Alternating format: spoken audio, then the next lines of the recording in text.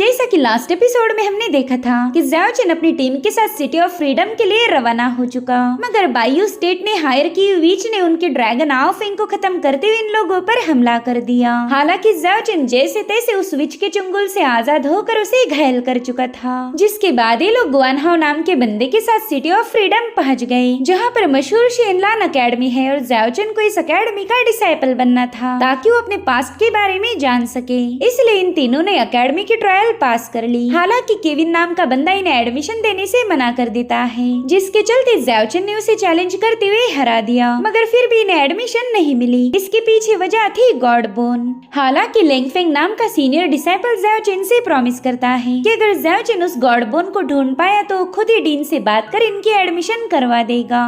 अब आगे तो इस एपिसोड की शुरुआत में हमें शेनलान अकेडमी के वाइस डीन डोंग फेंग दिखाए गए, जो कि फेंग हुआन के ग्रैंडफादर हैं। वो उसे बताने लगे कि थोड़ी देर में टियानताई सेक्ट की केजिन यहाँ पर आने वाली है, जो सुनकर तो फेंग हुआन काफी ज्यादा खुश हो गई। वहीं पर केजिन भी अपने लोटस प्लेटफॉर्म पर कदम रखते हुए वहाँ पर पहुँच गयी। वेल, इन दोनों का बिहेवियर देख के ही पता चलता है कि ये दोनों काफी अच्छी दोस्त है। वहीं पर केजिन एल्डर डोंग फेंग के लिए जेड भी वाइन लेकर आई थी, जो कि केजिन के मास्टर ने तोहफे के तौर पर एल्डर डोंग फेंग के लिए भेजी हुई थी। वहीं पर एल्डर डोंगफिंग उससे पूछने लगी कि बताओ लड़की, तुम्हारी क्या रिक्वायरमेंट्स हैं और मैं कोशिश करूंगा कि उन्हें पूरा कर पाऊं। जिस पर केजिन जवाब देते हुए बताने लगी कि मैं आपके सुत्रा पवेलियन से एक एंशिएंट बुक पढ़ना चाहती हूँ, ताकि मैं हमारे टियानताई स्कूल की एक खोई हुई सीक्रेट आर्ट को रिस्टोर कर पाऊँ। जिस पर मास्टर कह रही थी कोई बात नहीं, वो बुक सुत्रा पवेलियन में मौजूद है, तो तुम जब चाहो तब उसे पढ़ सकती हो, मगर सुत्रा पवेलियन में एंटर करने के लिए तुम्हारे पास क्रेडिट पॉइंट होने चाहिए। अब बेसिकली केजिन यहाँ के डिसाइपल ना होने की वजह से उसके पास कोई क्रेडिट पॉइंट थे ही नहीं, तो मास्टर से रिक्वेस्ट करने लगी कि प्लीज आप मुझे कोई दूसरा मिशन भी दे सकते हैं। इसलिए मास्टर ने उसे गॉड बोन का सारा किस्सा बता दिया। अगर केजिन उस बोन को हासिल करके डिन के पास वापस ला दे तो उस एंशिएंट बुक को पढ़ सकती थी। इधर ज़ाओ चेन अपने दोस्तों के साथ उस माउंटेन पर बने हुए ब्रिज के पास पहुंच चुका था, जहाँ पर बहुत ही खतरनाक डोमिनेटिंग ऑरा थी, तो वो अपने दोस्तों को साथ ले जाना नहीं चाहता।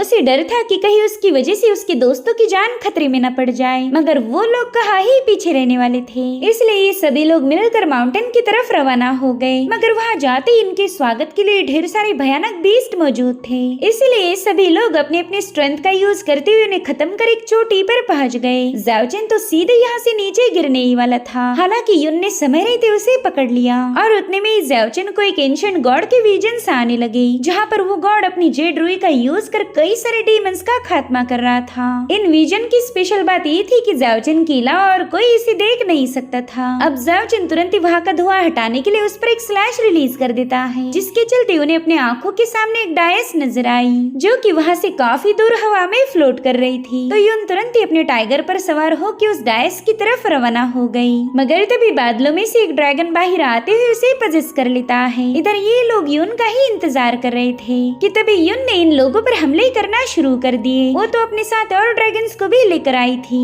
तो ये लोग उसके स्लैश अटैक से जैसे तैसे बचते हुए वहाँ से भागने लगे। ज़ाओ चेन इतना तो समझ गया था कि युन उस ब्लैक ड्रैगन के कंट्रोल में है, इसलिए ज़ाओ चेन ने तुरंत ही अपने हावी बो को रिलीज कर दिया। वैसे तो उसने निशाना लगाया था ड्रैगन पर, मगर जानबूझकर उसने अपने एरो को युन के पास से गुजार दिया, जिसके चलते युन तुरंत ही उस ड्रैगन के कंट्रोल से बाहर आ गई। वहीं पर हावी एरो उस ड्रैगन को हिट हो पाई, इससे पहले वो ड्रैगन उसे डॉज करते हुए डिस्ट्रॉय कर चुका। इधर युन बेहोशी की हालत में नीचे गिरने वाली थी कि तभी ज़ाओ चेन ने उसे पकड़ लिया, मगर उसका अंदाज काफी ज्यादा रोमांटिक था, इसलिए युन तो होश में आते ही उस बेचारे को गलत समझ बैठी, और अब तो ज़ाओ चेन भी उस पर गुस्सा हो गया था। वो युन से कह रहा था कि मैं तुम पर कोई जबरदस्ती नहीं करने वाला, उल्टा मैंने तो तुम्हारी जान बचाई है। वहीं पर गुआनहाओ कह रहा था भाई तुम लोग झगड़े बाद में कर लेना, देखो ड्रैगन दोबारा से वापिस आ चुका है। जो सुनते साथ ही ये लोग तुरंत ही वहाँ से भागना शुरू कर देते हैं। इधर वो ड्रैगन कई सारी जड़ों का यूज करते हुए उन्हें टाई करने की कोशिश कर रहा था, मगर ज़ाओ चेन अपने दोस्तों को लेकर तुरंत ही वहाँ से भाग निकला, मगर उस ड्रैगन से बचने के चक्कर में ये लोग सीधे उस क्लिफ से नीचे गिरने लगे।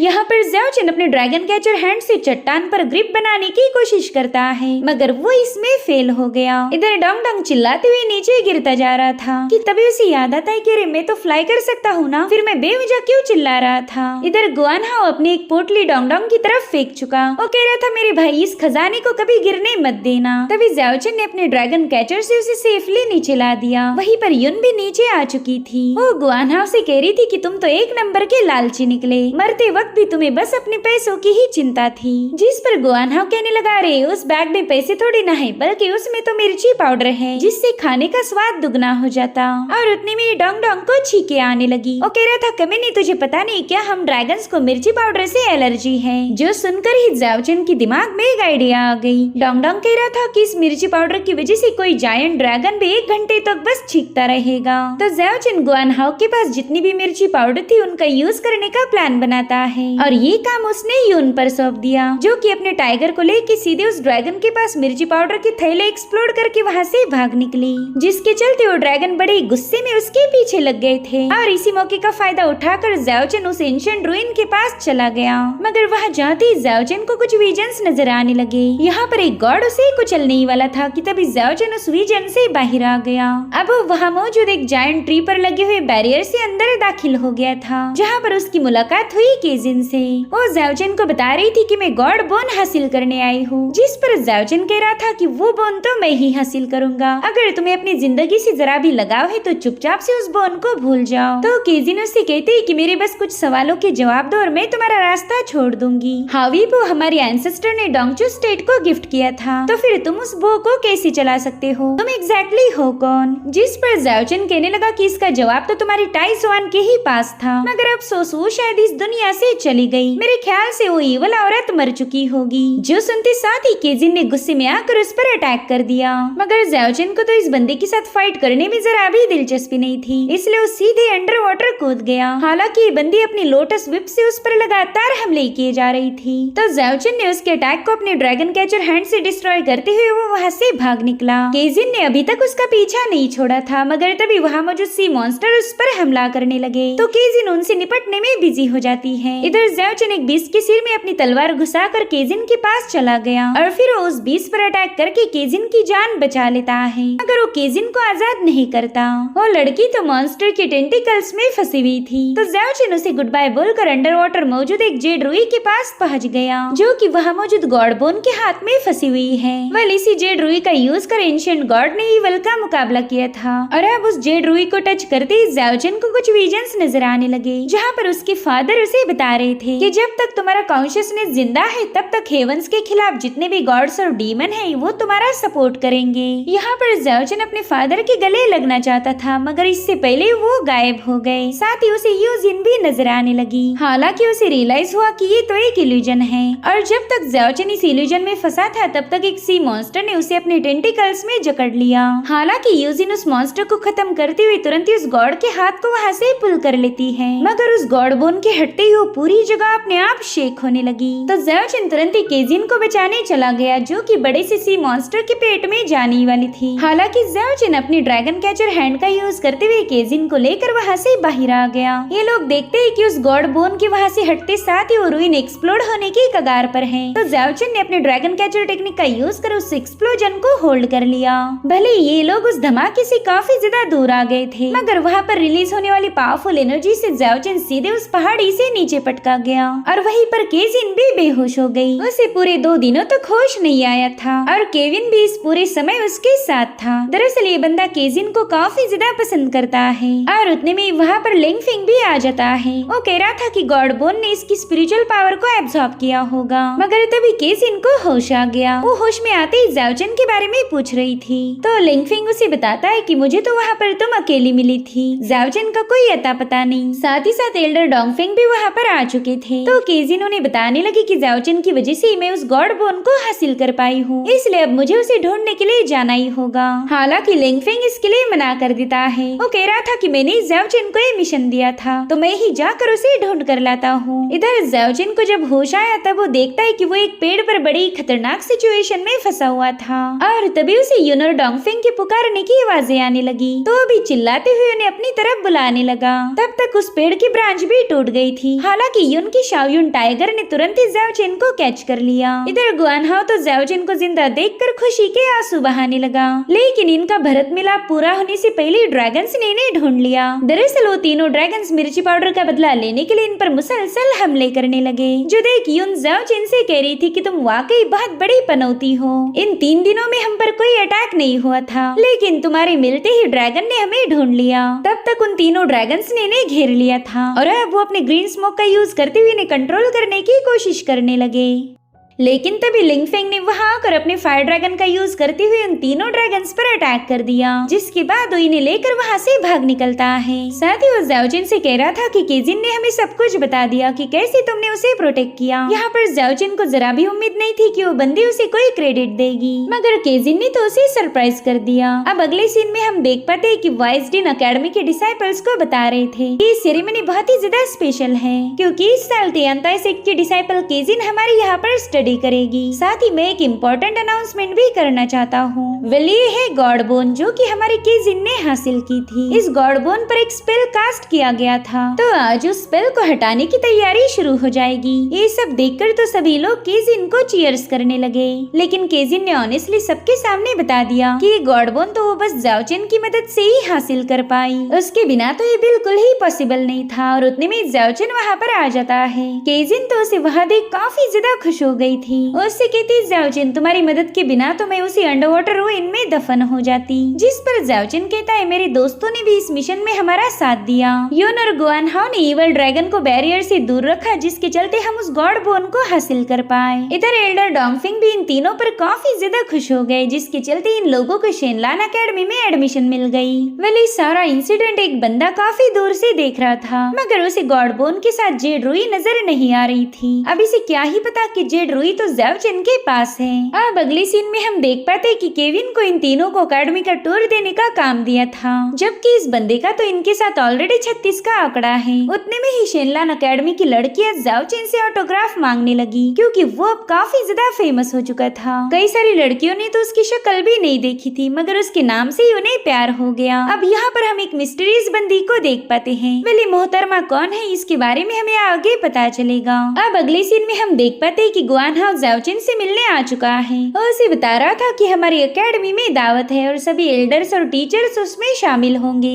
अब इसी मौके की तलाश तो ज़ाओजिन को भी थी, इसलिए वो पीठ दर्द का बहाना बना के दावत में जाने से मना कर देता है। और फिर रात के समय ज़ाओजिन डोंगडोंग को लेकर लाइब्रेरी के पास पहुंच गया था। यहाँ पर उसे टियानयुआन सूत्रा की तलाश है। वेल टियानयुआन सूत्रा इस शेनलान अकेडमी के सबसे स्पेशल ट्रेजर में से एक था, क्योंकि उसमें इस कॉन्टिनेंट का 10,000 साल पुराना इतिहास और कई सारी सीक्रेट टेक्निक का जिक्र किया गया है। उतने में ज़ाओजिन डोंगडोंग को वहीं पर रुका के सीधे लाइब्रेरी की तरफ रवाना हो गया। वो बड़ी ही तेजी के साथ टॉप के दरवाजे पर पहुंच जाता है, मगर उस डोर पर एक स्पेल लगा था, जिसे टच करते ही बेचारे ज़ाओजिन को बिजली का एक जोरदार झटका लग गया। साथ ही वो देखता है कि वहाँ पर एक परिंदा भी पहरे पर लगाया हुआ था, जो कि चिल्ला चिल्ला कर सबको बताने लगा कि कोई तो लाइब्रेरी में घुसने की कोशिश कर रहा है। मगर ज़ाओजिन ने तुरंत ही अपने ड्रैगन हैंड से उसे डिस्ट्रॉय कर दिया। उसे पता चला कि ये सूत्र हासिल करना आसान नहीं होगा, उसे तो अब किसी और तरीके का यूज करना होगा। जिसके बाद ज़ाओजिन सीधे टॉप फ्लोर से नीचे आ गया। वहाँ पर उसने देखा कि केजिन किसी सीक्रेट टेक्निक की प्रैक्टिस कर रही है। दरअसल शेनलान अकेडमी के पास तियांताई सेक्ट के कई सारे एंशिएंट टेक्निक की कॉपीज थी, जिसके चलते तियांताई सेक्ट की मास्टर हर साल अपने कुछ डिसाइपल्स को यहाँ भेजकर उन टेक्निक्स को मास्टर करवाती।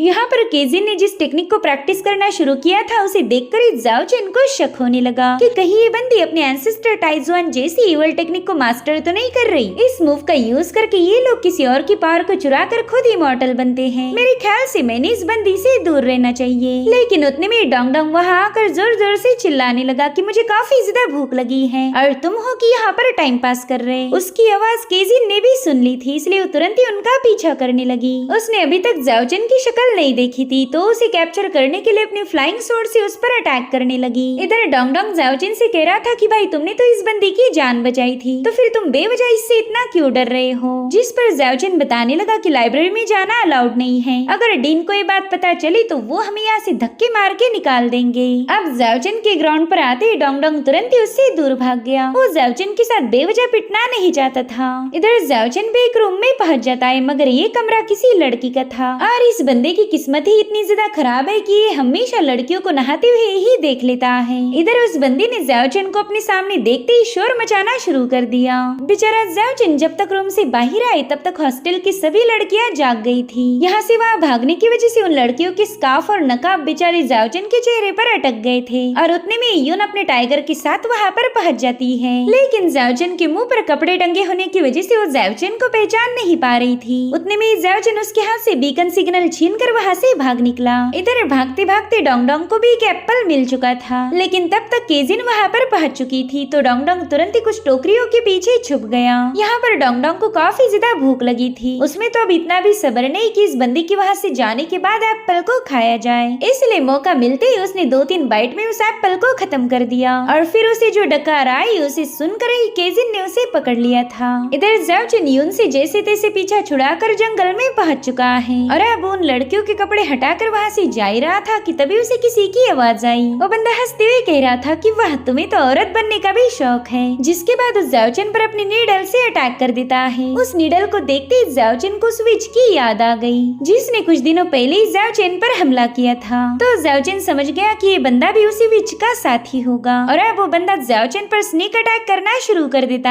है। वो बड़ी ही तेजी के साथ अपीयर होकर दोबारा से गायब होते जा रहा था, जिसके चलते उसका मुकाबला करना ज़ाओजिन के लिए काफी ज्यादा मुश्किल हो गया। ज़ाओजिन चाहे उस पर कितने भी हमले क्यों ना करे, वो बंदा यहाँ से वहाँ हाइड होकर उन सबको डॉज किए जा रहा था। इसलिए ज़ाओजिन उसे बताता है कि उस दिन तुम्हारी बहन से मेरा मुकाबला हुआ था और सच बताओ तो वो तुमसे ज्यादा बहादुर है। जो सुनकर वो बंदा जमीन से अपना मुंह बाहर निकालते हुए कहने लगा कि शायद तुम मुझे उकसाना चाहते हो, और तभी उसने पीछे से आकर ज़ाओजिन पर अटैक कर उसे घायल कर दिया। साथ ही साथ उसने अपने मल्टीपल क्लोन्स बनाकर उसे चारों ओर से घेर लिया था। ज़ाओजिन चाहे कितनों को भी खत्म क्यों ना करे, इससे कोई फायदा नहीं होने वाला, इसीलिए ज़ाओजिन उसके सामने सरेंडर कर चुका। मगर ये तो बस उसकी एक चाल थी। अब जैसे वो शैडोज उस पर हमला करने लगी, ज़ाओजिन उन्हें फायर से भुनना शुरू कर देता है, जिससे उस पूरी जगह पर आग फैल गई। मगर इससे भी उस ईवल पर कोई असर नहीं हुआ था। उस ज़ाओजिन पर अटैक जड़ते हुए कहने लगा कि मैं अंधेरा हूँ और लाइट के बगैर मुझे कोई हरा नहीं सकता। उतने में ज़ाओजिन की नजर पड़ी यून के बीकन सिग्नल पर, तो तुरंत ही उसे लेकर भागने लगा। इधर वो बंदा अपने क्लोन्स को लेकर उसके पीछे रवाना हो चुका था और उतने में ज़ाओजिन ने उस सिग्नल को जलाकर वहाँ पर बहुत ही तेज रोशनी कर दी, जिससे तो सारे क्लोन जलकर राख हो गए थे। साथ ही साथ ज़ाओजिन ने उस बंदे की रियल फॉर्म पर भी अटैक कर दिया था। उससे कहता है चल जल्दी से सरेंडर कर दे वरना मारा जाएगा। तभी वो बंदा अचानक से उसे बड़े भैया बुलाने लगा। तो ज़ाओजिन कह रहा था ना ये बड़े भैया बोलने से मैं तुझ पर रहम नहीं दिखाने वाला। मगर वहाँ पर तो उस बंदे का बड़ा भाई आ चुका था, यानी कि ज़ाओजिन की वाट अभी भी लगना बाकी है। इधर वो पहला वाला बंदा अपने बड़े भाई को बता रहा था कि इसकी चटनी करके ही वापिस आना। इतना कहते साथ ही वो वहाँ से भाग निकला, जिसके बाद ज़ाओजिन और उस जायंट बंदे में फाइट होना शुरू हो चुकी। ज़ाओजिन ने अपने एक ही वार के साथ उस बंदे का हाथ काट दिया था, मगर वो तो फटाफट से उसे जोड़ लेता है। साथ ही ज़ाओजिन ने नोटिस किया कि वो जितनी बार भी इस बंदे को इंजर्ड कर चुका, वो बंदा उतना ही ज्यादा स्ट्रॉन्ग बन रहा था। तो फाइनली ज़ाओजिन ने उस पर अपने हावी बो से अटैक कर दिया।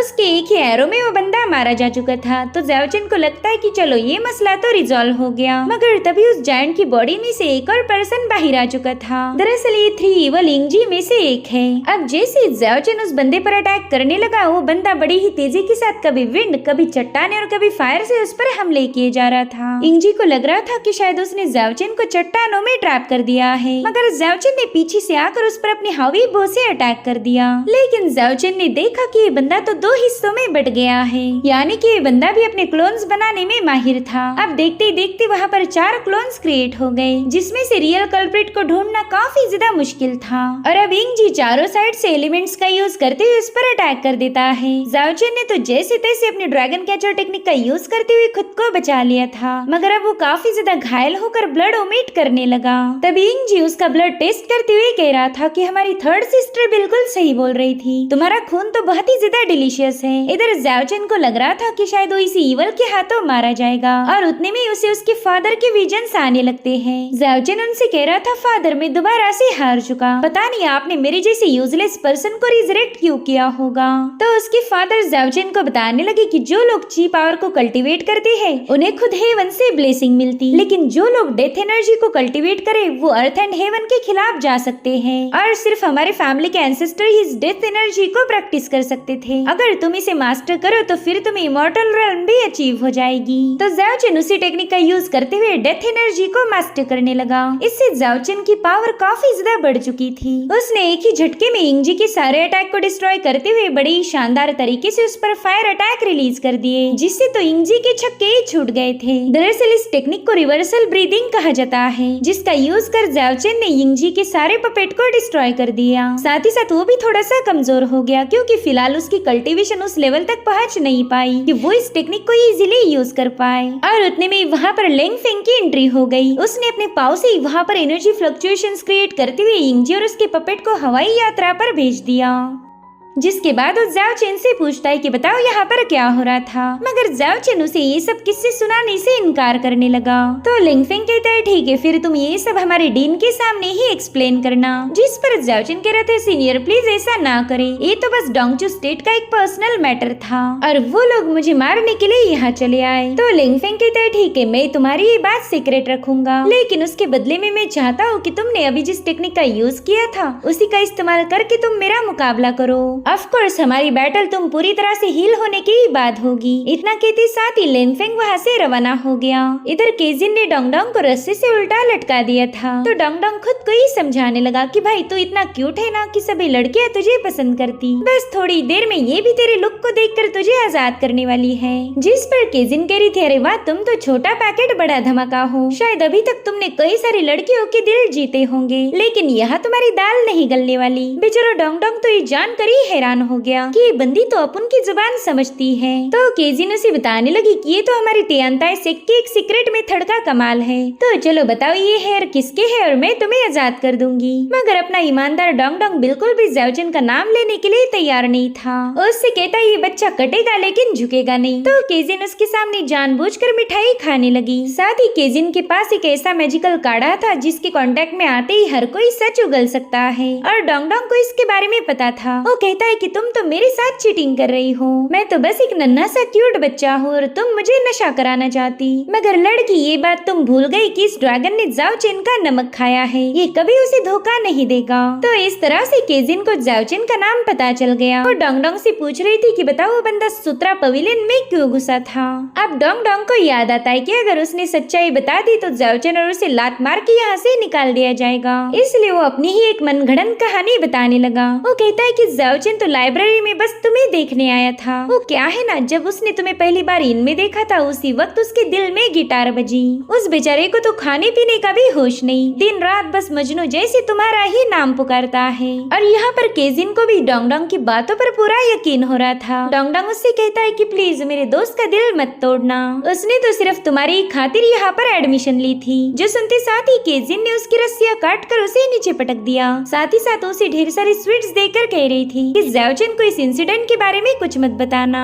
डोंग डोंग को भी यही चाहिए था, इसलिए वो तुरंत ही अपने हिस्से की रिश्वत लेकर वहाँ से रवाना हो गया। इधर केजिन अपने सर्वेंट से कह रही थी कि ये बातें बाहर किसी को पता नहीं चलनी चाहिए। तो दोनों बंदियां उससे प्रॉमिस करती है कि वो ये सीक्रेट अपनी कब्र में ले जाएगी, लेकिन लड़कियां कोई बात कभी सीक्रेट रख पाई है? थोड़ी देर में पूरी शिनलान अकेडमी में ये सारी बातें फैल गई थी। इनफैक्ट इस बात में और मिर्ची मसाला लगाकर पास किया जा रहा था, जैसे कि केजिन और ज़ाओ चेन अकेले में मिलते रहते हैं और उन्होंने साथ जीने मरने की कसमें खा ली। ये बात जब केविन को सुनाई दी तब तो बंदा गुस्से में बौखला गया। उसने भी ये कसम खाई कि वो ज़ाओ चेन को जिंदा नहीं छोड़ेगा, क्योंकि केविन केजिन को काफी ज्यादा पसंद करता था। इधर ज़ाओ चेन अपने कल्टीवेशन में बिजी था कि तभी यून वहाँ आकर उससे पूछ रही थी कि बताओ तुमने कल रात कौन सा कारनामा किया? मुझे पता चला है कि तुम और वो मुँह जली केजिन रातों को मिलते रहते हो। ये सब सुनकर तो बेचारे ज़ाओ चेन की शामत आ गई। वो कहता है लिटिल विच प्लीज मेरा यकीन करो, मैंने कोई भी ऐसी वैसी हरकत नहीं की। साथियों से बता रहा था कि मेरी ब्रीदिंग बिल्कुल भी स्टेबल नहीं है, और उतने में वो अचानक से ही बेहोश हो गया। उसकी ऐसी हालत देखकर तो यून काफी ज्यादा पैनिक हो गई थी। और अब हमें मार्केट का सीन दिखाया गया, जहाँ पर यून और गुआन हाओ मेडिसिन लेने पहुंच चुके थे। यून गुआन हाओ को बताते हैं कि ये तो अच्छा हुआ फेंग हुआन मेरी रूममेट है, उसी ने प्रिस्क्रिप्शन लिख के दिया ताकि हम ज़ाओ चेन को हील कर पाए। अब ये लोग एक शॉप पर पहुँचते ही वहाँ का बंदा इन्हें चूना लगाने की कोशिश करने लगा। वो इन्हें ढेर सारी यूजलेस पिल्स और हर्ब बेचने की फिराक में था। मगर जैसे यून ने उसे प्रिस्क्रिप्शन पर फेंग हुआन का स्टैम्प दिखाया, वो बंदा तुरंत ही लाइन पर आ जाता है। अब थोड़ी देर में उस बंदे ने सारी दवाइयाँ पैक कर दी तो यून उसे पेमेंट करके वहाँ से रवाना होने ही वाली थी। मगर तभी वहाँ पर एक बंदा पहुँच जाता है। वो कह रहा था कि सारी पिल्स और हर्ब मेरे हैं, और इसी बात पर गुस्सा होते हुए उस बंदे के चमचे ने शॉपकीपर को पीटना शुरू कर दिया। अब ये सब देखकर यून कहाँ ही खामोश रहने वाली थी। उसने भी उस बंदे की तगड़ी धुलाई कर दी। वो कह रही थी कि ये मेडिसिन मेरे दोस्त को चाहिए तो कोई और इसे परचेस नहीं कर सकता। तो उस बंदे के चमचों ने तुरंत यून पर हमले करना शुरू कर दिए। मगर यून अकेले ही उन सभी चमचों को उठा कर बाहर की तरफ पटकने लगी। जो देखो बंदा यून पर एक जोरदार लात जड़ते हुए सीधे उसे शॉप के बाहर पहुंचा चुका था। यहाँ पर इन दोनों में जबरदस्त फाइट शुरू हो गई थी, जिसमें हमें पता चला कि ये दोनों तो इक्वली पावरफुल है। यून उस बंदे से कह रही थी कि अगर तुम उस शॉपकीपर से माफी मांग लो तो शायद मैं तुम्हें जिंदा छोड़ दूं। मगर वो बंदा तो हद से ज्यादा बदतमीज था। वो यून की खूबसूरती की तारीफें करते हुए अपनी शरीकन ब्लेड से उस पर कई सारे स्लैशेस रिलीज कर देता है, जिन्हें यून काउंटर तो कर रही थी, मगर इस चक्कर में उसका ड्रेस फट गया। तो बंदा उसी कपड़े को स्मेल करते हुए कहने लगा कि तुम्हारी खुशबू तो वाकई कमाल की है। जो सुनते साथ ही यून दोबारा से उसके साथ फाइट शुरू कर चुकी। उतने में फेंग हुआन वहाँ पर आ जाती है। वो कह रही थी कि ये बंदा जियानो अकेडमी का भेजा हुआ मैसेंजर है। अगर तुमने इसके साथ फाइट की तो हमारे फैमिलीज के कनेक्शन डिस्ट्रॉय हो जाएंगे। वहीं पर वो बंदा बताता है कि मैं एक मार्क्विस हूँ और मेरा नाम है चेन। मैं तुम्हारी जैसी लो लेवल की बंदी के मुंह नहीं लगना चाहता। तो यून कहती है ठीक है, सिर्फ फेंग हुआन के कहने पर मैं तुम्हें जिंदा छोड़ रही, मगर तुम्हें उस शॉपकीपर से माफी मांगनी पड़ेगी। जो सुनते साथ ही चेन अपनी शुरिकन ब्लेड्स को रिलीज करने लगा। तो यून ने अपनी फायर टेक्निक का यूज करते हुए उसके सारे अटैक को डिस्ट्रॉय कर उसका शुरिकन ब्लेड से बना हुआ फैन भी ब्रेक कर दिया था। इसलिए उस बंदे ने यून पर अपने पॉइजनस पाम से अटैक कर दिया। एक स्लो पॉइजन था जिसके चलते यून पॉइजन तो हो चुकी, लेकिन ये बात जल्दी से उसकी समझ नहीं आने वाली थी। तब तक चेन भी खुद ही घायल होने का नाटक करते हुए वहाँ से भाग निकला ताकि उस पर कोई ब्लेम ना कर पाए। वहीं दूसरी तरफ ज़ाओ चेन ने 9 ट्रांसफॉर्मेशन हेवनली पिल कंज्यूम करने की वजह से वो पूरी तरह से हील हो चुका था। साथ ही अब उसके पास एंसेस्टर की मिस्टिक टेक्निक भी मौजूद है। अगर वो ब्रीदिंग रिवर्सल को पूरी तरह से मास्टर कर ले तो उसके इमॉर्टल मार्शल आर्ट रेल्म पर जाने के चांसेस बढ़ जाएंगे। हालांकि उसे पता है कि उसके कई सारे दुश्मन होंगे और उनसे निपटने के लिए उसे जल्दी से स्किल को मास्टर करना होगा। अब ज़ाओ चेन इस ब्रीदिंग रिवर्सल टेक्निक को प्रैक्टिस कर ही रहा था कि तभी जेड रोई अचानक से ही एक्टिवेट हो गई, जिसके चलते ज़ाओ चेन एक विजन को देख पाता है जहाँ पर गॉड और डीमन के दरमियान मुकाबला चल रहा था। यहाँ पर वो गॉड अपने आसपास एक शील्ड फॉर्म करते हुए इस डीमन से कह रहा था कि वैसे तो तुम बताते हो कि तुम हेवन के साथ लॉयल हो, मगर फिर भी तुम डार्कनेस को फॉलो कर रहे। जिस पर वो डीमन कहने लगा कि हेवन ने खुद ही डार्कनेस की पावर मुझे बहाल की थी। सो अगर तुम्हें वाकई किसी को ब्लेम करना है तो हेवन को करो, और अब तो हम दोनों में जो भी जीतेगा वही इस दुनिया का राजा बनेगा। और मैं तो अच्छे से जानता हूँ कि मैं ही इस मुकाबले को जीतने वाला हूँ। फिर इस दुनिया में क्या क्या होगा इसका डिसीजन मेरे हाथ में होगा। मेरी पाथ ऑफ डिस्ट्रक्शन ही इस दुनिया पर राज करेगी। यहाँ पर इन दोनों की फाइट में रिलीज होने वाले ऑरा के चलते ज़ाओ चेन को काफी ज्यादा तकलीफ हो रही थी। और डीमन एक ड्रम बजाते हुए कह रहा था कि पिछले 10,000 सालों से तुम मुझे हरा नहीं पाए और ना ही ये कारनामा तुम कभी कर पाओगे। जो सुनते साथ ही गॉड ने उस डीमन पर अटैक कर दिया।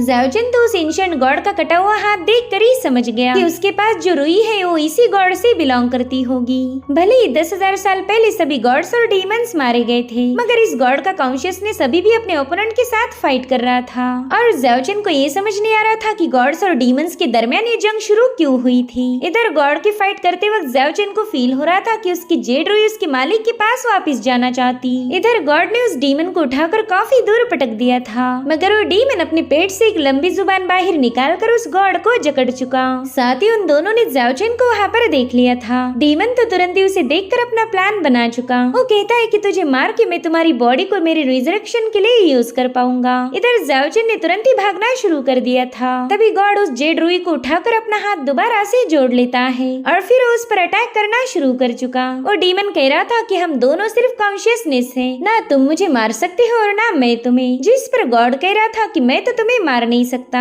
लेकिन मेरी जेड रुई ये काम जरूर करेगी। और अब उस जेड रुई का यूज कर उस डीमन पर अटैक कर देता है। और डीमन उससे कह रहा था कि अगर तुम मुझे मिटाओगे तो तुम भी वैनिश हो जाओगे, मगर गॉड को इसकी कोई फिक्र नहीं थी। वो जेड रुई की मदद से तुरंत ही उस डीमन की कॉन्शियसनेस को डिस्ट्रॉय कर देते हैं। साथ ही साथ गॉड ने ज़ाओ चेन को भी देख लिया था। वो कहते लड़के शायद इस जेड रुई ने तुम्हें एक्सेप्ट कर लिया, तुम अब जेड रुई की पावर को कॉम्प्रहेंड कर पाओगे, लेकिन तुम्हें मेरे एक और डिवाइन आर्टिफैक्ट को ढूंढना पड़ेगा। जिसे जियानु आर्मर भी कहा जाता है। अगर वो आर्मर पाथ ऑफ डिस्ट्रक्शन के हाथ लग गया तो इस दुनिया में तबाही मच जाएगी। जिसके बाद अचानक से वो इल्यूजन से बाहर आ जाता है और उतने में ही गुआन हाउस से मिलने पहुंच गया। वो बताता है कि युन की जियानु अकेडमी के चेन के साथ फाइट हुई थी और उसी दिन से युन की तबीयत खराब हो गई और अब तो युन का पॉइजन भी आउट ऑफ कंट्रोल हो चुका है। जो सुनते साथ ही ज़ाओचिन तुरंत ही युन की तरफ रवाना हो गया। इधर युन को बेहोशी की हालत में कुछ विजन्स नजर आने लगे जिसमें अपने डोंगचू स्टेट के पैलेस को देख पाती है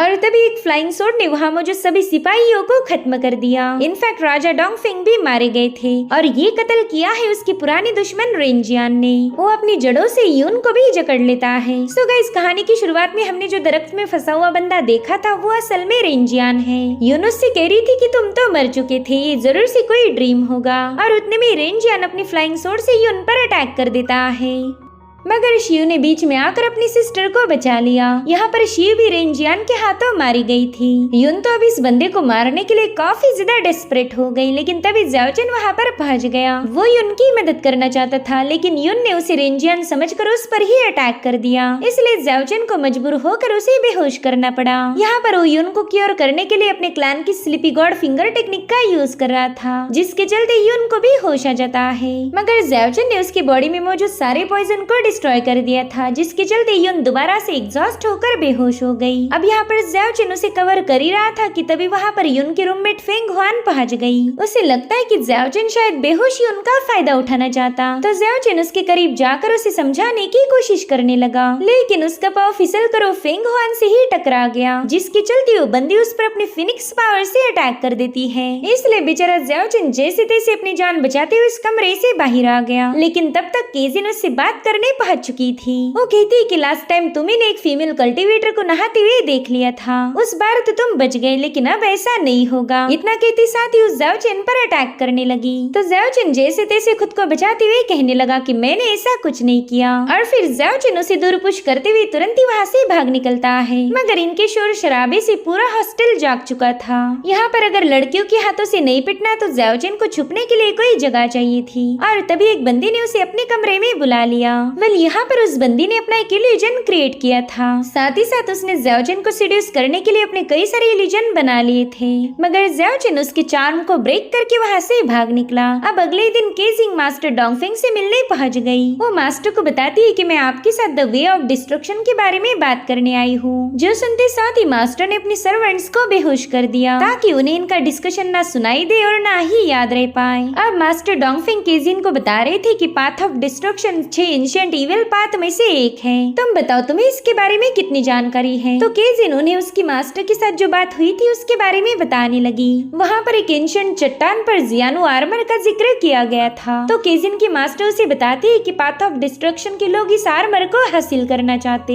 इस आर्मर की जानकारी शेनलान अकेडमी में मौजूद टियानयुआन सूत्रा में दी गई है। उस बुक में इस आर्मर के बारे में ढेर सारे क्लूज मिल सकते। तो मेरे ख्याल से पाथ ऑफ डिस्ट्रक्शन के लोग शेनलान अकेडमी में घुसकर इस आर्टिफैक्ट की जानकारी हासिल करने की कोशिश करेंगे। सो गाइस, ये लोग उसी आर्टिफैक्ट के बारे में बात कर रहे थे जिसके बारे में एंशिएंट गॉड ने ज़ाओचिन को बताया है। उन्होंने ज़ाओचिन को जियानु आर्मर हासिल करने का हुक्म दिया था और इसी पाथ ऑफ डिस्ट्रक्शन के लोगों को ढूंढने के लिए केजिन को शेनलान अकेडमी में भेजा गया है। उसके हिसाब से शेनलान अकेडमी में पाथ ऑफ डिस्ट्रक्शन का जासूस होगा और उसे पूरा शक था ज़ाओचिन पर। वो मास्टर डोंगफिंग को बताती है कि कुछ टाइम पहले वो बंदा सूत्रा पवेलियन में घुसना चाहता था, मगर मेरे होने की वजह से उसका प्लान फेल हो गया। कल रात मैंने उसके साथ फाइट की थी और उस वक्त ज़ाओचिन की बॉडी में मौजूद डोमिनेटिंग ऑरा ने मेरी पावर को जबरदस्ती सक कर लिया। तो मास्टर तुरंत ही केजिन की पल्सेस चेक करते हैं जो कि अनस्टेबल थी। वो कहते लगा ही नहीं था कि ज़ाओचिन इवल आर्ट को प्रैक्टिस करता होगा। साथ ही केजिन बता रही थी कि वो बंदा इतना पावरफुल भी नहीं है, मगर फिर भी हावी बो को चला सकता।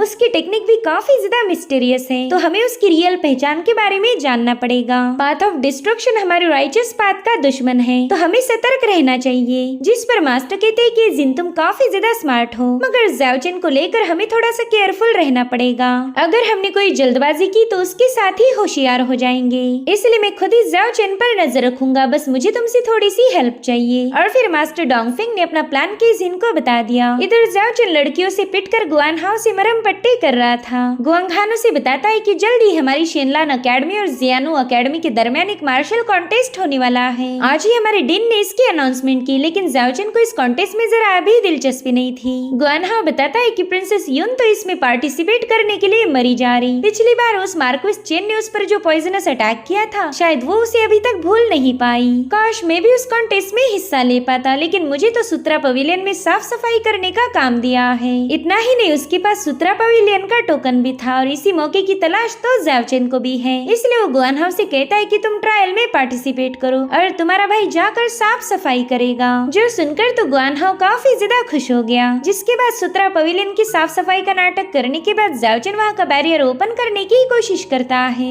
उसने बैरियर पर जबरदस्त अटैक किए थे, लेकिन फिर भी वो बैरियर ब्रेक होने का नाम नहीं लेता। इसलिए ज़ाओचन डोंगडोंग को भी उस बैरियर पर जोर जोर से पटक रहा था, जिससे कि पूरा की पूरा सुत्रा पवेलियन ही शेक होने लगा। मगर फिर भी बैरियर ओपन नहीं होता, जिसके चलते ये लोग थक भाग कर वहीं पर बैठ गए थे। तभी उन्हें मास्टर डोंगफेंग के पीछे से आवाज आई। वो कहते, मेरे ख्याल से तुमने वाटर टेक्निक का भी यूज करना चाहिए था। और ये आइडिया इन दोनों को भी पसंद आई, मगर इन बेचारों की चोरी पकड़ी गई थी। तो अब इन दोनों को पनिश करने के लिए मास्टर डोंगफेंग ने इन्हें ड्रैगन्स के हवाले कर दिया था, जहाँ पर बड़े बड़े ड्रैगन्स ने ज़ाओचन को बुरी तरह से पीट दिया था। और अब ज़ाओचन मार खा के नीचे पटक गया। मगर नीचे आने पर भी उसे सुकून नहीं था, क्योंकि डोंगडोंग भी उसे कूटने लगा। वो कह रहा था कि ये ड्रैगन्स मेरे ही क्लैन से बिलोंग करते। अगर मैंने तुम्हें पीटा तो शायद ये लोग मुझ पर हमला नहीं करेंगे। जो सुनकर ज़ाओचन कह रहा था, तुम तो मेरे साथ गद्दारी कर रहे हो यार। मगर डोंगडोंग ने तो उसे एक ही धड़क में हवाई शहर पर भेज दिया था। अरे अब ढेर सारी मार खाने के बाद वो मास्टर डोंगफेंग से माफी मांगने लगा। वो कहता है, सीनियर मुझसे बहुत बड़ी गलती हो गई, प्लीज मुझे बख्श दीजिए। तो मास्टर डोंगफेंग कहते हैं कि तुम्हें एक ही शर्त पर माफ करूंगा, तुम्हें हमारे अकेडमी के मार्शल कॉन्टेस्ट में हिस्सा लेना होगा। तो ज़ाओचन कहता है, सीनियर क्या प्लीज आप कोई दूसरा काम मुझे बता नहीं सकते?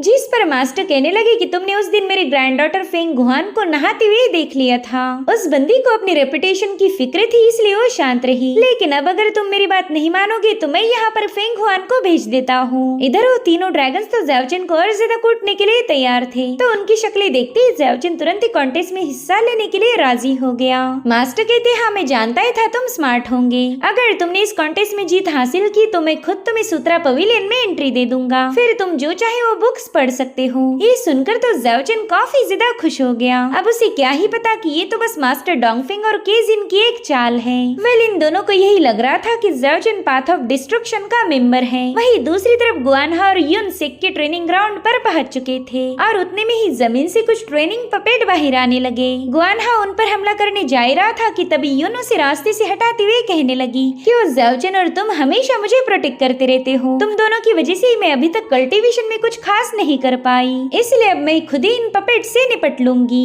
और फिर क्या, देखते देखते युन ने उन सभी पपेट्स को आसानी के साथ खत्म कर दिया था। ज़ाओचन भी उसके मूव्स देखकर काफी ज्यादा इम्प्रेस हो गया, मगर तभी उसे महसूस हुआ कि कोई उसे फॉलो कर रहा है। इसलिए ज़ाओचन वहाँ से थोड़ी दूरी पर जाने के बाद अपने ओपोनेंट्स को सामने आने के लिए कहने लगा। दरअसल ये वही इंगजी क्लैन के 3 इवल्स थे, जिन्होंने पहले भी ज़ाओचन को मारने की कोशिश की थी, मगर अब तो ज़ाओचन को इनसे निपटने की आदत पड़ चुकी है। उसने अपने ढेर सारे पंचेस का यूज करते हुए विच ने रिलीज किए हुए सभी बैट्स को डिस्ट्रॉय कर दिया। वहीं पर उसने अपनी तेज मूव के साथ शैडो मॉन्स्टर के हाथों में उसी के नाइफ घुसा दिए थे। इतना ही नहीं, वो एक ब्लेड की मदद से आर्मर डीमन को भी घायल कर चुका। यहाँ पर ज़ाओचन उन्हें आगाह कर रहा था कि ये हमारी एकेडमी का ट्रेनिंग ग्राउंड है, अगर तुम अपनी जान की खैर चाहते हो तो जल्दी से यहाँ से रवाना हो जाओ। जिस पर इंगजी डीमन कह रहा था कि बच्चे तुम्हें ऐसा क्यों लगता है कि यहाँ पर बस हम 3 हैं। और उतने में उनके एक और पार्टनर ज़ाओचन पर अपनी स्पाइडर वेब से अटैक करना शुरू कर देती है, मगर ज़ाओचन उसके हर एक अटैक को डॉज करते हुए उसके साथ भिड़ गया था। दरअसल ये वही बंदी है जिसने ज़ाओचन पर चार्म टेक्निक का यूज किया था, मगर ज़ाओचन वहाँ पर ढेर सारे स्लैशेस रिलीज करते हुए उस पूरी जगह पर आग लगा देता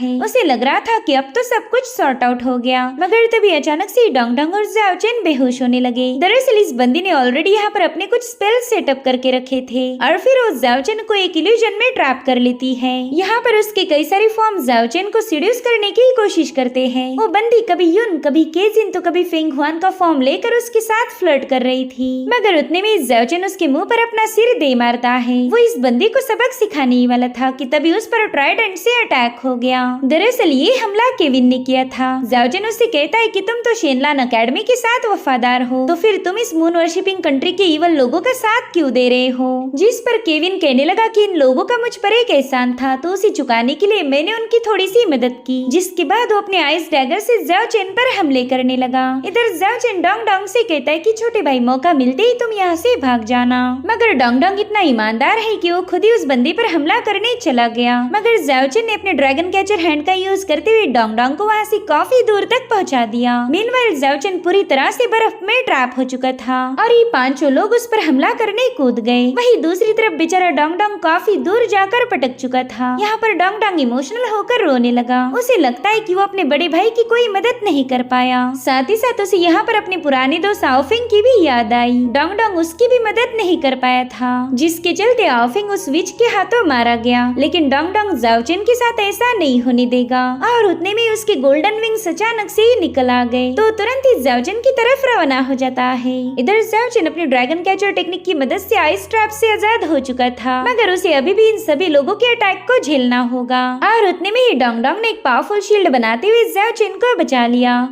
साथ ही उसने दोबारा से अपने होली ड्रैगन फॉर्म को समन करते हुए इन सभी पर अपना डोमिनेंस साबित किया। ज़ाओ चेन भी डोंग डोंग की इस मूव से काफी ज्यादा इम्प्रेस हो गया था, मगर तभी डोंग डोंग को भूख लग जाती है, इसलिए वो कह रहा था कि ज़ाओ चेन चलो यहाँ से भाग निकलते हैं और फिर वो ज़ाओ चेन को अपने साथ लेकर तुरंत ही वहाँ से फ्लाई करने लगा। इधर ये सभी लोग उन्हें फॉलो कर रहे थे। वही दूसरी तरफ ज़ाओ चेन डोंग डोंग से कहता है मेरे दोस्त तुमने उन सबकी वाट लगा दी थी तो फिर तुम मैदान छोड़कर भाग क्यों रहे हो? जिस पर डोंग डोंग कहता है कई दिनों से तूने मुझे अच्छा खाना नहीं खिलाया, अगर मेरी पावर्स खत्म हो जाती तो फिर हम दोनों उनका शिकार बन सकते थे। इधर केविन ने देखा कि डोंग डोंग और ज़ाओ चेन फॉरबिडन एरिया में जा चुके हैं तो कहता है कि वैसे भी वो मरने वाला है, इसलिए अब तुम लोग जल्दी से यहाँ से दफा हो जाओ। मैंने तुम्हें यहाँ आने की परमिशन दे दी वही काफी था। इधर डोंग डोंग की पावर खत्म होते ही वो दोनों जमीन पर पटक जाते हैं। डोंग डोंग तो बस खाने के ही सपने देख रहा था कि तभी उसे अपने सामने एक बड़ा सा कंकाल नजर आता है, जो देखो तुरंत ही ज़ाओ चेन के गले लग गया। उतने में ही जमीन के अंदर से एक लोटस बाहर आ चुका था, जो कि एक फ्लेश ईटिंग फ्लावर है। तो ज़ाओ चेन डोंग डोंग को लेकर तुरंत ही वहाँ से भागना शुरू कर देता है। वहाँ पर अब ढेर सारे फ्लेश ईटिंग फ्लावर्स बाहर आ गए थे। साथ ही ज़ाओ चेन ने महसूस किया कि फ्लावर्स उनकी स्पिरिचुअल पावर को एब्जॉर्ब कर रहे हैं। उतने में ही उन फ्लावर्स ने एक बीस्ट का शेप लेते हुए इन पर हमले करना शुरू कर दिए। तभी ज़ाओ चेन को आवाज आने लगी कि अगर तुम डीमन टेम्पल में जाओगे तो वहाँ महफूज रह सकते हो। इसलिए ज़ाओ चेन तुरंत ही उस टेम्पल की तरफ रवाना हो गया। रास्ते में कई सारे शैडोज के अटैक को डॉज करते हुए ज़ाओ चेन उस डीमन टेम्पल के सामने पहुंच चुका था। इस जगह को देखते ही ज़ाओ चेन को ऐसा लगता है कि वो यहाँ पर पहले भी आ चुका है,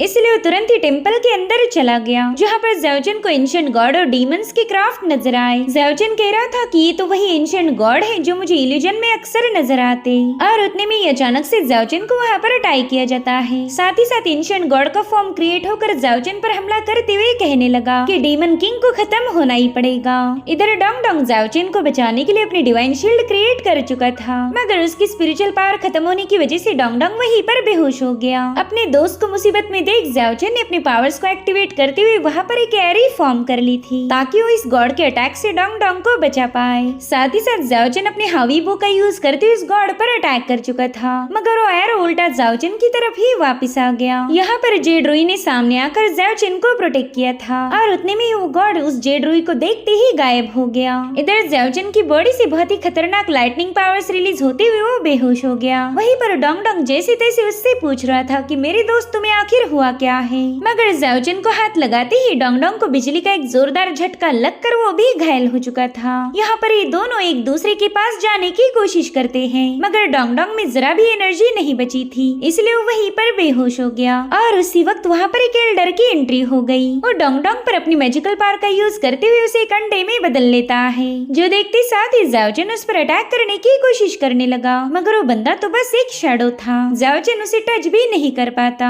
तभी वो एल्डर उससे कहता है बच्चे अब अटैक करने की बारी मेरी है। इतना कहते साथ ही उसने ज़ाओ चेन की फोरहेड पर अपनी छड़ी रख दी, मगर ज़ाओ चेन पर इसका कोई असर नहीं होता, जो देखते साथ ही वो एल्डर जोर जोर से हंसने लगे। वो अपने मास्टर को याद करते हुए कह रहे थे कि फाइनली इतने हजारों सालों बाद आपकी सर्वेंट का मिशन पूरा हो गया। मुझे तो कभी लगा ही नहीं था कि मैं आजाद हो पाऊंगा। इधर ज़ाओजिन उस बंदे से पूछ रहा था कि बताओ आप मेरे साथ कौन सी ट्रिक खेल रहे हैं, जिस पर वो एल्डर कहते बच्चे तुम हावी बो को चला सकते हो। इतना ही नहीं, मेरे मास्टर की जेड रोई ने तुम्हें एक्सेप्ट किया, ये कोई इत्तेफाक तो हो ही नहीं सकता। क्या तुमने कभी सोचा है कि हजारों सालों पहले गॉड्स और डीमंस मारे क्यों गए थे? तो ज़ाओजिन कहता है कि तुम पहेलियां बुझाना बंद करके सीधा मुद्दे पर आ जाओ। तो एल्डर बताते हैं कि मेरे मास्टर भी उन एंशिएंट गॉड्स और डीमंस में शामिल थे जो उस वक्त मारे गए। वहीं पर ज़ाओजिन कहने लगा कि मुझे यहाँ आने के लिए किसी ने बताया था, क्या वो आवाज आपकी थी? जिस पर एल्डर कहने लगे ना, वो तो बस एक ईवल ड्रैगन है, उसकी बातों पर बिल्कुल यकीन नहीं करना चाहिए। जिस पर ज़ाओजिन कह रहा था कि भरोसा तो मुझे आपकी भी बातों पर नहीं है। जो सुनते साथ ही मास्टर ने अपनी पावर्स को एक्टिवेट करना शुरू कर दिया। वो कह रही थी कि अगर मुझ पर यकीन नहीं है तो अपनी आंखों से सब कुछ विटनेस करो।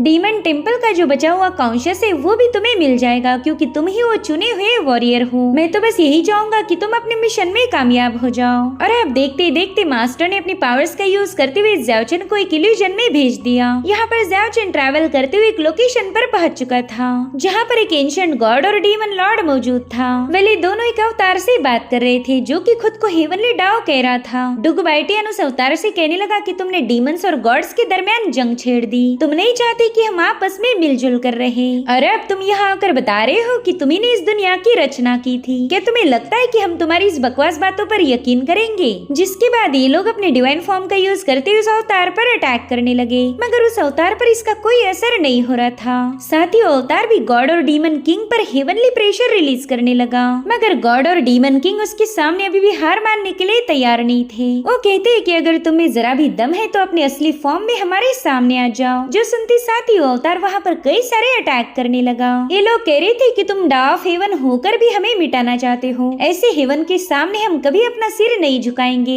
यहाँ पर ये दोनों भी अलग अलग पोर्टल्स का यूज करते हुए हेवनली डाओ पर जोरदार हमला कर देते हैं, जिससे तो डा ऑफ हेवन इतना ज्यादा भड़क गया कि उसने इन दोनों पर पाम अटैक रिलीज कर दिया था। साथ ही साथ वो हेवनली आयो ने बता रही थी कि इस दुनिया को अपनी तकदीर के हिसाब से ही चलना होगा, तुम चाहकर भी उसे बदल नहीं सकते। और तकदीर का मतलब है डा ऑफ हेवन की मर्जी। वो इन सभी को अपने हाथ की कठपुतलियां बनाना चाहता था।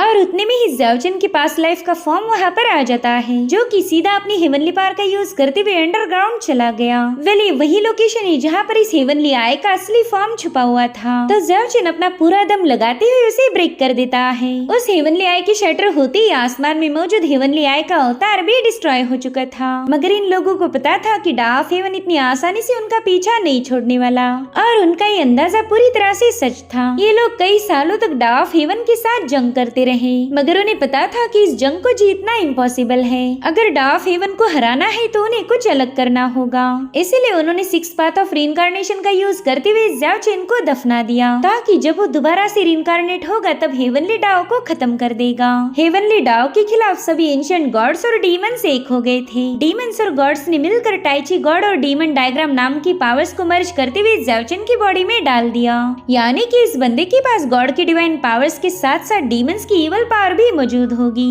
और फिर जब 10,000 साल पूरे हुए ज़ाओजिन उसी ग्रेव से बाहर निकला। उसे हेवनली डाओ को खत्म करने का मिशन दिया गया था, और फिर अचानक से ज़ाओजिन उस इल्यूजन से बाहर आ जाता है। उसे काफी ज्यादा तकलीफ हो रही थी। वहीं पर वो एल्डर उससे कह रहे थे कि ज़ाओजिन मेरे ख्याल से तुम्हें तुम्हारे सारे सवालों के जवाब मिल चुके होंगे। जिस पर ज़ाओजिन बताने लगा कि मेरे सामने कई सारे एंशिएंट गॉड्स और डीमंस ने खुद को सैक्रिफाइस किया था, मुझे नहीं लगता कि ये कोई हकीकत होगी। तो एल्डर उसे बताते हैं कि तुमने जो कुछ भी देखा वो टाइची गॉड और डीमन डायग्राम की मेमोरीज हैं। दरअसल 10,000 साल पहले वे ऑफ हेवन अपीयर हुआ था। उस वक्त हमारी दुनिया दो फैक्शंस में बटी हुई थी, एक था नीटियान और दूसरा था शुंटियान। ये वही एंशिएंट गॉड्स और डीमंस है जिन्हें तुमने अपने मेमोरीज में देख लिया। इन्होंने सभी लिविंग बींग्स को प्रोटेक्ट करने के लिए हेवनली वे का मुकाबला किया था। यहाँ पर ज़ाओजिन को लग रहा था कि ये एल्डर झूठ बोल रहा होगा, मगर वो एल्डर उसे बताते हैं कि हमने न जाने कितनी सारी कोशिशें की, मगर वे ऑफ हेवन को हरा नहीं पाए। इस कोशिश में सभी डीमंस और गॉड्स मारे गए और हेवनली वे की जीत हो गई। मैं और तुम हम दोनों भी शतरंज के प्यादे हैं। और उतने में अचानक से उस एल्डर की बॉडी अपने आप डिसिपेट होने लगी। वो कहते हैं कि मेरा मिशन था तुम्हें पुरानी बातें याद दिलाना, जो कि अब पूरा हो चुका है। इनफैक्ट ज़ाओजिन को भी उनकी बातों पर यकीन हो चुका था। उनसे पूछता है एल्डर क्या आप हजारों सालों से इसी अंधेरे में मेरा इंतजार कर रहे थे? तो एल्डर बताने लगे कि ये मेरे मास्टर ने सेटअप किया हुआ फॉर्मेशन है, मुझे तो याद ही नहीं कि हमारी दुनिया दिखती कैसी थी। जो सुनते साथ ही ज़ाओजिन वहाँ के रूफ पर एक एरो शूट करता है, जिससे उस एल्डर को सूरज की एक झलक नजर आ आई। उस रोशनी को देखकर वो एल्डर काफी ज्यादा खुश हो गए थे। साथ ही उन्हें अपने मास्टर यानी कि हेवनली गॉड भी नजर आने लगे जो उन्हें अपने पास बुला रहे थे। जुदे को एल्डर ज़ाओजिन का शुक्रिया अदा कर वहाँ से पूरी तरह से वैनिश हो जाते हैं। उनके जाने के साथ ही डीमन टेम्पल भी कोलैप्स हो गया तो ज़ाओजिन डोंगडोंग को उठाकर तुरंत ही वहाँ से भागने लगा और तभी उसे किसी के हंसने की आवाज आई जो कि कह रही थी कि फाइनली मैं आजाद हो गया। इधर ज़ाओजिन उस आवाज से पूछ रहा था कि तुम वही झूठे ड्रैगन हो ना जिसने मुझे धोखे से यहाँ बुलाया था। और उतने में ज़ाओजिन के पीछे से वो ड्रैगन आ जाता है। वो ज़ाओजिन से कह रहा था कि जाओ जाकर हेवन एंड अर्थ को छान मारो। देखो मेरे जैसा इनविंसिबल ड्रैगन तुम्हें कहीं नहीं मिलेगा। एंशिएंट टाइम्स में तो मैं अपने क्लैन का सबसे हैंडसम बंदा माना जाता था और मेरा नाम है पर्पल गोल्ड ड्रैगन। अगर मैं उस वेस्टर्न ड्रैगन के हाथों घायल ना होता तो कभी मुझे यहाँ पर सील नहीं कर पाता और अब मुझे सील करने के बाद वो कमीना काफी ज्यादा फेमस हो चुका। इतना ही नहीं उसके पास ढेर सारी बीवियां और कॉन्क्यूबाइंस है। जिस पर ज़ाओजिन कह रहा था पता नहीं तुम खुद को इनविंसिबल क्यों बुला रहे थे। अगर तुम में वाकई दम होता तो तुम 10,000 सालों तक अंडरग्राउंड में कैद नहीं रहते। जो सुनते साथ ही पर्पल ड्रैगन उस पर भड़क गया। वो कहता है बच्चे तू तो मेरा मजाक उड़ा रहा है, शायद तुझे अपनी जिंदगी से जरा भी लगाव नहीं। इतना कहते साथ ही उसने ज़ाओजिन पर हमला कर दिया तो ज़ाओजिन भी यहाँ से वहाँ जंप लगाते हुए उसके अटैक को काउंटर करने लगा। वो उस ड्रैगन से कह रहा था कि मेरी वजह से ही तू आजाद हुआ, तूने तो मेरा शुक्रिया अदा करना चाहिए। जिस पर वो ड्रैगन उस पर फायर अटैक रिलीज करते हुए कहने लगा कि तुझे खा के मैं तुझ पर एहसान कर रहा हूँ, वैसे भी तू यहाँ पर बहुत ही भयानक मौत मारा जाएगा। और अब वो ड्रैगन उसे खत्म करने की काफी ज्यादा करीब था कि तभी वहाँ पर केजिन पहुँच गई। ज़ाओजिन उससे पूछ रहा था केजिन तुम यहाँ पर क्या कर रही हो। इसका जवाब तो वो ड्रैगन ही देने लगा। वो कहता है अरे मियाँ कैसी बातें कर रहे हो, ये छोकरी तुम्हारी स्वीट हार्ट है तो तुम्हारे लिए ही आई होगी। उस ड्रैगन के मुँह से ऐसी बातें सुनते ही केजिन ने उस पर हमले करना शुरू कर दिए। साथ ही ज़ाओजिन भी इस फाइट में शामिल हो गया। ये दोनों उस ड्रैगन को सप्रेस करने की कोशिश में लगे हुए थे लेकिन इनकी हर एक मूव हर एक कोशिश नाकाम हो गई और अब वो ड्रैगन केजिन को मारने के लिए उसके काफी करीब पहुंच गया। मगर उतने में ज़ाओजिन की जेड रुई की पावर एक्टिवेट हो गई। उस जेड रुई ने तो ड्रैगन का सारा एसेंस खींचना शुरू कर दिया था जिसके चलते वो बेचारा ड्रैगन काफी ज्यादा तड़पने लगा। वो ज़ाओजिन से कहता है मेरे दोस्त प्लीज मुझे माफ कर दे, आज के बाद मैं तेरा गुलाम हूँ। उतने में ही केजिन ने अपनी तलवार सीधे ज़ाओजिन पर पॉइंट कर दी। वो कहती है मुझे लगा ही था तुम्हारे पास ईवल आर्ट होगी और आज मेरा शक यकीन में बदल गया। उतने में वो ड्रैगन एक छोटी सी चिपकली में तब्दील हो चुका था। वहीं पर ज़ाओजिन केजिन से कह रहा था कि तुम तो मुझ पर बेतुके इल्जाम लगा रही हो,